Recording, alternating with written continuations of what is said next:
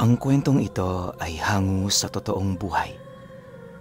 Karanasan ito ni Estoni. Taong 1954, Kabuyaw, Laguna.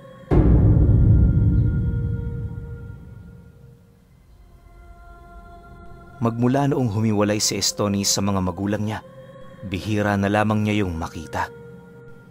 Yung baryo kasing tinitirhan nilang mag-asawa, halos milya-milya ang layo sa tahanan ng mga ito. Hindi naman yun problema para sa kanyang ama, lalo pat meron din naman yung sariling hanap buhay. Basta ba'y masaya si Estoni sa sitwasyon nito, masaya na rin yun para sa kanila. Sa katunayan, wala naman siyang ibang iniisip para sa kanyang pamilya, kundi yon ay mapabuti at magkaroon ng maginhawang buhay.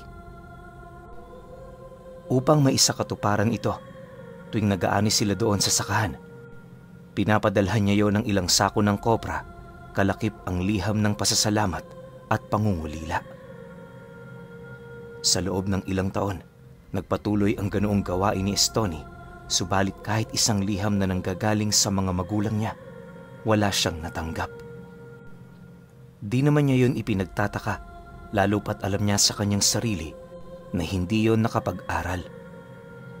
Ang buong akala niya, maatim niya ang ganoong ugnayan, pero sa pagtagal ng panahon, tumindi ng tumindi ang pangungulila niya sa mga ito hanggang sa hindi naglaon, nagpasya siyang bumisita. Mag-eedad 5 anyos noon ang panganay niyang anak noong lumuwas sila ng Kabuyaw. Sakto man ang dalang pera, hindi na nila yon inisip pa, basta ang mahalaga, makita nila ito. Halos mag-iisa't kalahating araw din ang kanilang nagawang paglalakbay, gamit lamang ang 2 kalabaw na siya namang nagsilbi nilang transportasyon. Sa sobrang dalang kasi ng sasakyan noon, para kang naghihintay na mahulog ang bituin sa ulap kapag naghihintay ka sa gilid ng daan. Kesa naman matagalan, pinili na nilang tahaki ng daan nang sila-sila lang. Hindi naman gaanong nababahala noon si Estoni, lalo pat gamay na din niya ang lugar patungo sa baryong pinagtitirhan ng kanyang pamilya. Habang binabagtas nila ang daan, panay naman ang kanilang pag-uusap ukol sa sorpresang kanilang inihanda. Nagkataon kasi noong kaarawan ng kanyang ina pagdating nila, kaya na may kahit papaano, meron din silang inihandang sorpresa. Lumipas ang araw na yon. Narating na nga nila ang baryo na mismong tinitirhan nito. Bagaman hindi na gaanong pamilyar si Estoni sa lugar, pilit niya pa ring hinanap ang kanilang tahanan hanggang sa hindi naglaon, nagawa niya na yung matunton. Sa pagsilay naman niya sa dati nilang bahay, wala naman siyang ibang naramdaman kundi ang matinding pagkagulat buhat sa kanyang mga nasilayan. Taliwas sa kanyang inaasahan, pakiramdam niya, hindi na yon ang dating bahay nilang iniwan. Magmula kasi noong bata pa siya, kilala niya ang kanyang ina bilang napakalinis sa paligid. Hindi nito natitiis na merong dumi sa bakuran nila, lalong-lalo na sa loob ng kanilang pamamahay. Subalit sa pagkakataong yon, ang nadatnan niya sa kanilang tahanan, walang iba kundi ang gabundok na tambak ng basura sa tabi nitong bahagi. Noong una, inakala niyang baka may karamdaman yung nanay niya, pero base sa kanyang mga nakikita, nasisiguro niyang napabayaan na ang lugar na yon. Makalipas pa ang ilang minutong pagmamasid, bahagya naman siya noong natigilan matapos niyang masipat ang nanay niya na lumabas sa bahay nila. Pagsilay naman ito sa kanya, bakas sa pagmumukha nito ang labis nitong pagtataka. Animoy kahit hindi yun magsalita, alam na niya kung ano ang sasabihin nito. Maya-maya pa, napilitan na nga sila doong lumapit habang nananatiling walang imik. Pagharap naman niya sa kanyang ama, agad naman niyang kinuha ang kanang kamay nito para magmano. Sumunod na rin ang asawa niya at yung dalawa niyang anak. Matapos naman nila itong gawin, napangiti lang naman siya habang nanlulumo doong nagwiwika ng, "Tay, kumusta na ho kayo rito? Pasensya ka na, tay, ha? Napakarami ko kasing ginagawa. Ngayon lang ako nagkaroon ng oras para dumalaw rito." Matapos naman itong mailahad ni Estoni, ipinagtapat din niya rito ang mga bagay na kanyang naranasan noong nasa kasagsagan siya ng pagtatanong sa baryo. Anya, na habang kinakausap niya ang mga taong nakakasalubong niya, kusa yung umiilag sa oras na naririnig ng mga ito ang pangalan ng kanyang ama. Dagdag pa niya na kahit hindi umiimik ang mga panauhing yon, malakas ang kanyang kutob na meron yung galit sa mga magulang niya. Nang marinig naman yon ng kanyang ama, inanyayahan muna sila nitong pumasok nang sa gayoy maging komportable sila. Pagsarado naman ito ng pinto, agad naman itong binuksan ng isang bintana kung saan doon naman nasipat ni Estoni ang nanay niyang nagluluto ng kanin.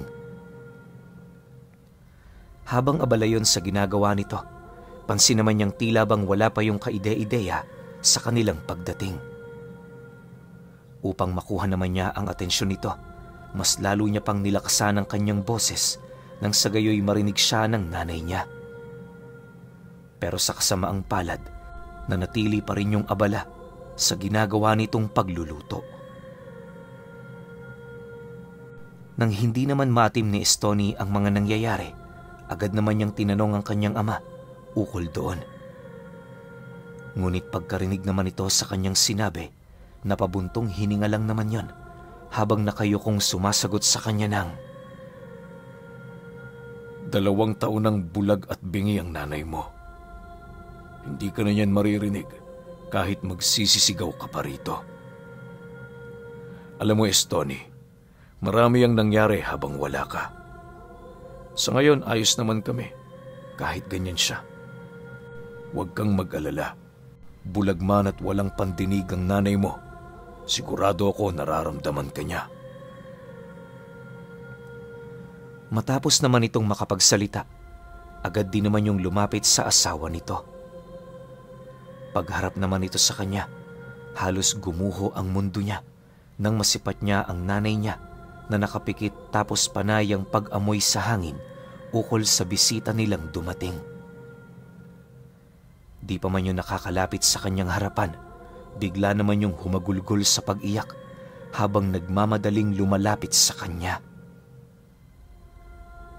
Pagyakap naman ito sa kanyang balikat, humagulgol naman yon ng napakalakas habang paulit-ulit na inilalahad sa kanya ang matindi nitong pangungulila. Ayon sa kanyang ina, walang araw na hindi yun nanalangin tungkol sa pagdating ng araw na muli silang magkikita.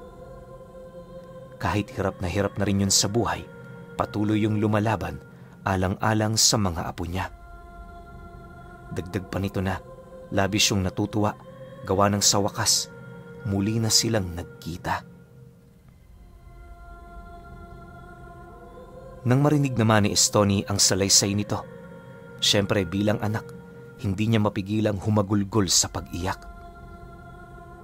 Magmula pagkabata, mahal na niya ang nanay niya, buhat sayo ng gumabay at tumulong sa kanya para maabot niya kung anumang estado niya noon sa buhay. Sa katunayan, ito rin ang nagbigay sa kanya ng lakas ng loob upang sumang-ayon sa nais mangyari ng pamilya ng asawa niya. Kung siya kasi noon ang hahayaang magdesisyon, hindi niya gugustuhing manirahan sa malayo, gawa ng kahit may pamilya na siya, alam niyang responsibilidad niya pa rin ang mga magulang niya. Sa pagpapatuloy ng kanilang pag-uusap, doon niya napag-alaman ang mga kaganapang naranasan ng kanilang ilaw ng tahanan. Ayon sa salaysay nito, noong mga panahong nanggagamot pa ito, meron yung nakalabang isang matandang manlalason. Akala nito lason lang ang abilidad nito, pero lingid sa kanyang kaalaman, meron pa pala yung dugo ng isang gabunan. Sa kanilang pagtutuos, sinugod siya ng nilalang na yon at tinanggalan ng kakayahang makarinig at makapagmasid. Sa sobrang lakas ng lasong pinakawalan nito, maging ang mga karga ng nanay niya, wala na ring nagawa. Sa loob ng isang gabi, binalot yon ng isang matinding karamdaman hanggang sa kinaumagahan, nagising na lamang ito na wala ng pandinig at paningin. Sa mga unang araw, syempre hirap na hirap yon pero hindi naglaon, natuto na rin yung pakisamahan ang kanyang bagong kalagayan. Dahil sa wala na rin yung kakayahang manggamot, karamihan sa kanyang mga pasyente lumipat na ng albularyo. Subalit, iba pa rin sa mga ito ang kakayahan ng nanay niya. Imbis na yon ay gumaling sa kanilang mga karamdaman, mas lalong tumindi ang mga sakit nito hanggang sa tuluyan na yung mamatay. 5 sa kanyang pasyente noon ang binawian ng buhay, kaya na may labis-labis na lamang ang naramdamang galit ng mga kamag-anak nitong naiwan. Dagdag pa ng nanay niya na yon ang dahilan kung bakit sila kinamuhian sa mismong baryong kanilang kinalakihan. Gayunpaman, hindi naman niya yun masisisi, lalo pat alam niya sa kanyang sarili na nabigo rin siya sa kanyang responsibilidad. Ang tanging magagawa na lamang niya, yakapin ng buong puso ang lahat ng mga masasakit na salita na bibitawan ng mga ito. Matapos naman yung marinig ni Estoni, halos maging siya, ramdam na ramdam ang bigat ng sitwasyon ng mga magulang niya. Ngunit gayunpaman, kinakailangan pa ring pairalin ang lamig ng mga ulo, lalo pat meron na siyang pamilyang binubuhay. Makalipas pa ang ilang minuto, nang tapos na silang mag-usap, agad naman silang ipinaghanda ng nanay niya. Paglapag naman ito sa hapag ng mga minatamis nitong handa, dali-dali namang nagsikain silang mag-anak. Si Estoni noon, halos maubusan na ng pagkain sa kadahilan ng lahat ng niluto ng nanay niya. Gustong-gusto niyang matikman. Hinahayaan lang naman siya ng tatay niya, gawa ng kahit papaano, masaya din naman yung makita na buo at malusog ang pamilya ng anak nila. Sa pagsapit ng hapon noong mismong araw na yon, minabuti naman nilang pumanhik sa merkado para bumili ng uulamin. Sa kanilang paglalakad, pansin na pansin naman nila ang iilang mga taong nakatingin sa kanila. Maya-maya pa, nang marating na nila ang merkado, agad namang napangiti itong si Estoni matapos naman itong masipat ang kaibigan niyang abalang-abala sa pagtitinda ng karne. Walang sabi-sabi, agad naman niya yung nilapitan, sabay pakawala ng mahinang suntok sa mismong balikat nito. Nang masipat naman siya ng kanyang kababata, dali-dali naman siya nitong hinagkan, bakas sa pagmumuka ang labis na tuwa. Hindi naman sila noon gaanong nagtagal sa kanilang pag-uusap, lalo pat nagmamadali din naman sila noong bumili ng ulam. Yung nanay niya kasi, naiwang mag-isa sa kanilang bahay. Hindi naman nila ito maaaring isama, lalo pat magpahanggang sa panahong yon, meron pa ring mangilang-ngilang tao ang may galit dito. Wala namang kaide-ideya ang kanyang ama ukol sa bagay na yon, kaya na may mas mainam na umiwas na lamang. Kinagabihan matapos ang kanilang hapunan, niyaya siya ng kanyang ama na uminom muna sa labas nila. Sanay kasi yung makipag-usap, lalo na kung merong umiikot na alak. Nang marinig naman yon ni Estoni, dali-dali naman niyang ipinakuha ang nabili niyang alak sa bayan habang masayang nagwiwika doon ng, "Sabi ko na mabuti na lang nagpabili ako ng alak kahapon. Huwag kang mag-alala, tay. Hindi lang banog ang iinumin natin ngayon. Minsan, hindi naman siguro masamang tumikim ng konting karangyan." Nang marinig naman yon ng kanyang ama, tumawa lang naman ito habang sumasagot sa kanya ng, Tama ka, anak. Mabuti naman alam mo na kung paano ako pasayahin. Alam mo, itong tatay mo, alak lamang ang nagbibigay kasiyahan sa katawan. Matapos naman yung marinig ni Estoni, sakto naman ang pagdating ng panganay niyang anak. Pag-abot naman ito ng alak, agad naman niya yung binuksan, hudyat ng pag-uumpisa ng kanilang pagsasaya. Kalahating oras pa noon ang lumipas. Medyo lasing na noon ang kanyang ama. Inaasahan naman niya ito, lalo pat yon ang unang pagkakataon na makakatikim yon ng isang matapang na alak. Makalipas pa ang ilang minuto, doon na nag-umpisa ang seryoso nilang usapan. Habang nag-uusap kasi sila noong dalawa, unti-unti namang nadadapo ang kanilang paksa ukol sa nangyari sa kanyang ina. Yun kasi ang nais malaman noon ni Estoni, gawa ng hindi niya pa rin matanggap ang nangyari rito. Sa isip-isip niya, anuman ang kapalit, hangad niyang maipaghiganti ito nang sa gayoy maramdaman ng nilalang na yan ang sakit na ginawa nito sa kanilang ilaw ng tahanan.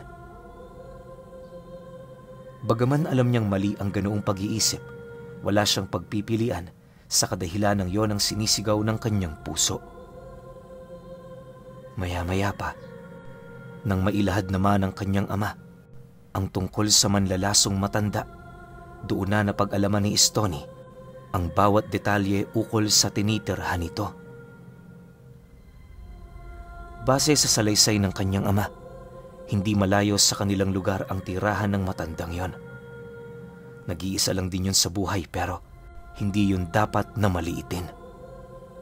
Dagdag pa ng tatay niya, maraming beses nang pinagbantaan ang buhay ng matandang yon, ngunit sa kasamaang palad, wala doong nagtagumpay.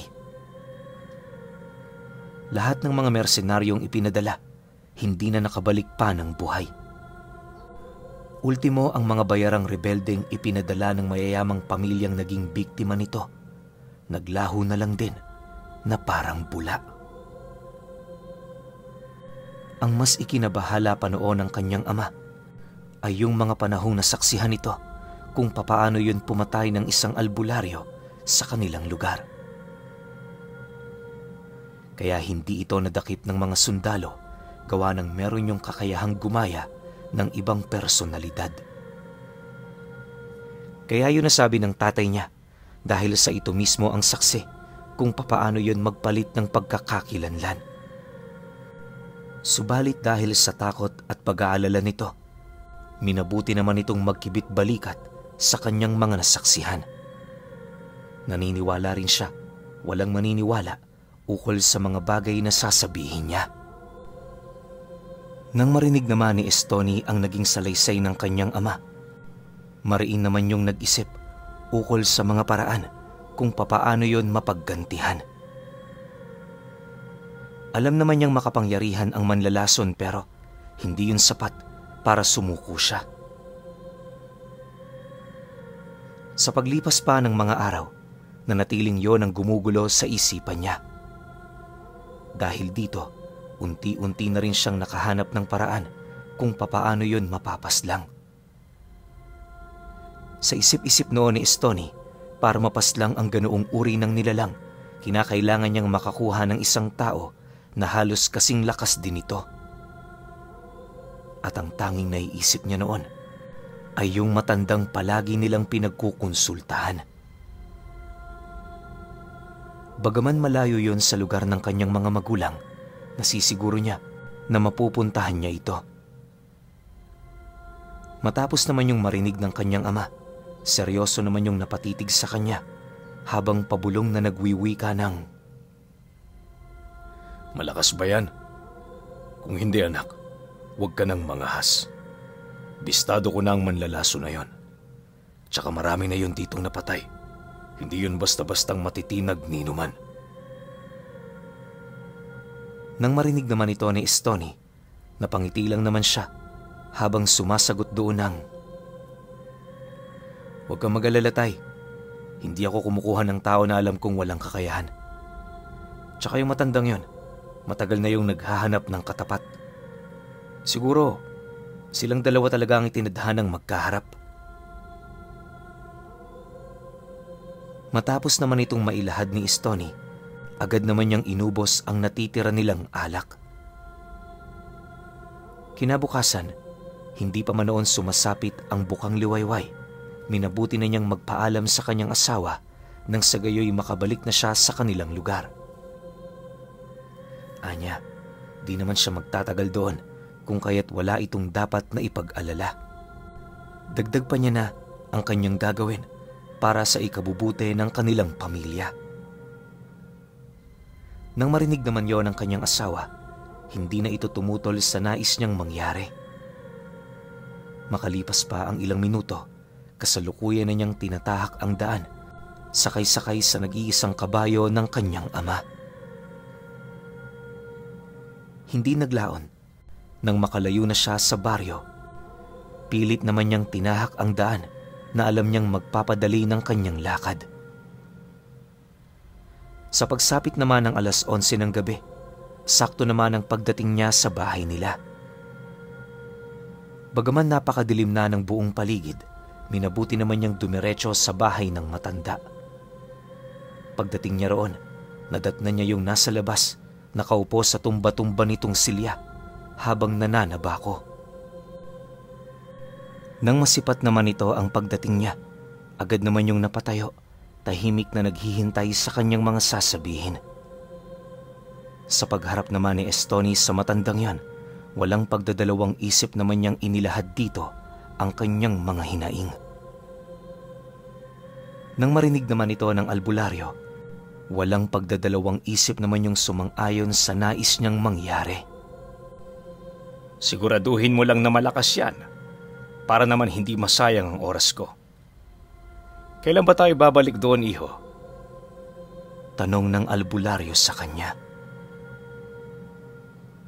Nang marinig naman yon ni Estoni, agad naman niya doong inilahad na bukas babalik sila.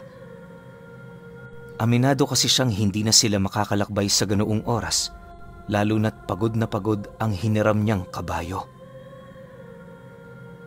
Matapos naman yung marinig ng matanda, tumawa lang naman ito habang sumasagot sa kanya ng, "Sino bang may sabi sa iyong daraan pa tayo sa dinaraanan mo?" Meron akong alam na ibang daan. Kung gusto mo na ngayong umalis, pwede naman. Dahil sa sinabi nito, tila bang nawala sa katawan ni Estoni ang pagod na kasalukuyan niyang nararamdaman. Pagtango naman niya sa harapan ng matanda, dali-dali naman yung pumasok sa loob ng bahay nito, kung saan hindi naglaon, agad din naman yung lumabas, bit-bit ang isang bayong na naglalaman ng lahat ng kanyang gamit. Maya-maya pa, agad naman silang tumungo sa likurang bahagi ng bahay, kung saan doon niya nakita ang 2 puno ng saging na merong umiikot na hangin sa pinakagitna nitong bahagi. Pagtawid nila sa lugar na yon, laking gulat na lamang niya nang masipat niya ang bahay ng mga magulang niya. Dahil sa masyado na noong malalim ang gabi, pinili na muna nilang magpahinga pansamantala. Kinabukasan, pagising naman ng pamilya niya, agad naman yung nagimbal ng masipat nito ang matandang natutulog katabi niya. Dahil sa pangyayaring yon, mariin naman niya yung inabisuhan na hanggat maaari wag munang ilahad ang tungkol doon. Lumipas pa ang mga araw na natiling nakakulong sa bahay nila ang matanda. Wala yung ibang ginagawa kundi ang magdasal ng magdasal hanggang sa dumating ang puntong doon na nila nasilayang dumaan ang mangkukulam na bumiktima sa nanay niya. Ayon sa albularyo, malakas nga ito kung kaya't kinakailangan nilang mag-ingat. Dagdag pa nito na magagawa siya nitong mapatay pero hindi niya yun hahayaang mangyari.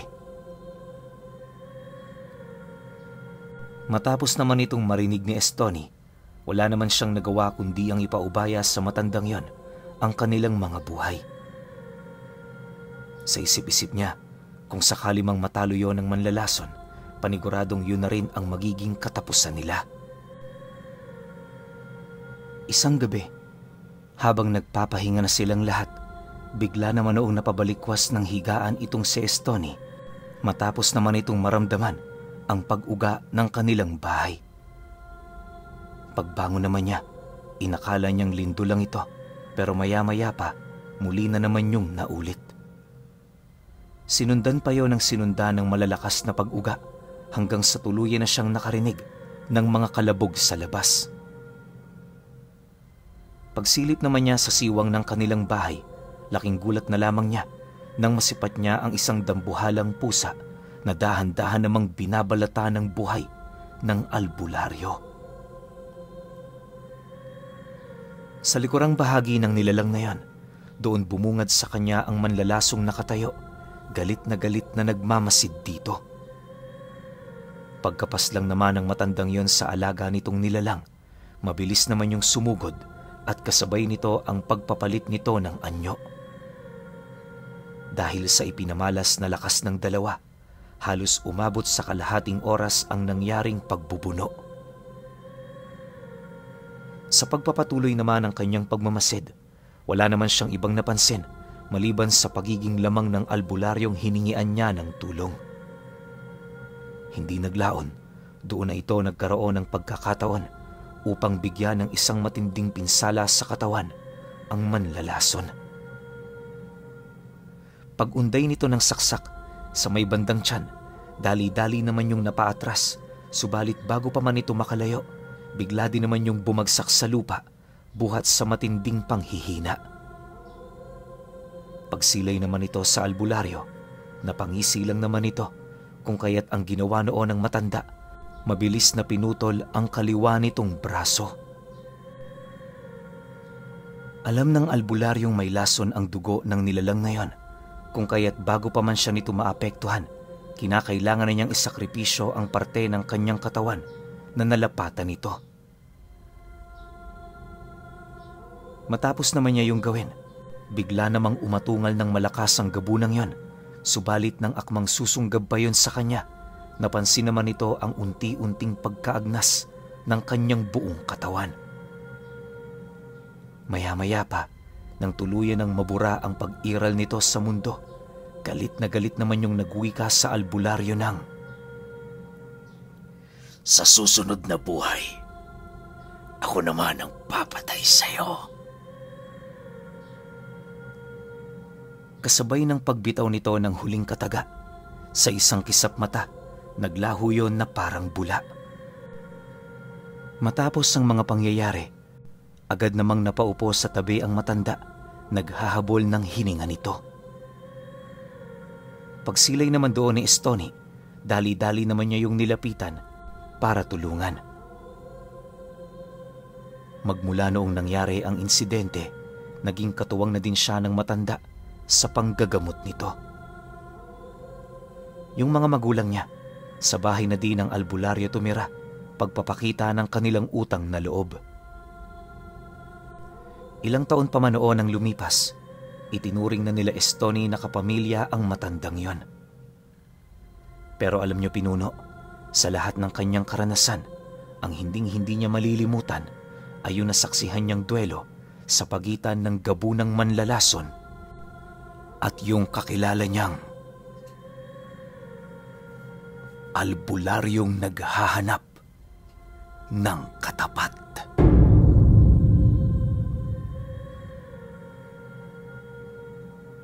Okay, opinyon ko sa kwento. Sobrang astig ng albularyo na to, no? Sayang lang hindi nabigyan ng pangalan ni Estoni o napangalanan pero lumagpas lang sa mata ko. Pero ang lupit, isipin mo, no? Ganun kakalakas. Ang tagal mo nang nabubuhay sa mundo, ang dami mo nang tinalo, ang dami mo nang pinaslang, pero wala kang makitang katapat. Sa sobrang lakas mo, hinihintay mo na lang na bigyan ka ng Diyos ng katapat. Pero ending, wala eh. Winasak pa rin ng kakilala ni Estoni yung gabunang manlalason eh, no? Pero alam niyo kung naging series to, sobrang ganda nito eh. Kasi alam ko, hindi pa dyan natatapos ang kwento ng matanda. Hindi yan titigil hanggat hindi yan nakakahanap ng katapat. Tapos yung katapat na yon, yung makikita man niya kung sakali na katapat niya, yun yung tatapos ng buhay niya o sa mga kamay nun gugustuhin niyang mamatay. Diba? Ang angas tsaka ang ganda ng kwento na to. Pero wala isang kwento lang Kaya kayo, kung may opinion kayo sa kwentong ito, comment nyo lang sa baba. Yun lang, hanggang sa susunod na kwento. Salamat.